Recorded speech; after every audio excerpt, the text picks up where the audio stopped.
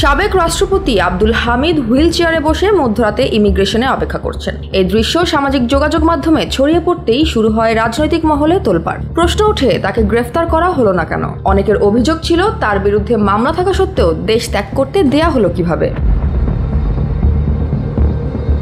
এ ব্যাপারে শেষ পর্যন্ত স্বরাষ্ট্র উপদেষ্টা মুখ খুলেছেন। তিনি বলেন, আব্দুল হামিদের নামে কোনো ওয়ারেন্ট নেই, তাই গ্রেফতারের প্রশ্নই আসে না। কিন্তু এটুকু বললেই কি বিতর্ক শেষ হয়ে যাচ্ছে? গত সোমবার যাত্রাবাড়ী থানা পরিদর্শনে গিয়ে সাংবাদিকদের প্রশ্নে স্বরাষ্ট্র উপদেষ্টা লেফটেন্যান্ট জেনারেল মোহাম্মদ জাহাঙ্গীর আলম চৌধুরী বলেন, আইন সবার জন্য সমান। আব্দুল হামিদের নামে ওয়ারেন্ট না থাকায় তাকে আটক করা হয়নি। অভিযোগ প্রমাণিত হলে অবশ্যই ব্যবস্থা নেওয়া হবে।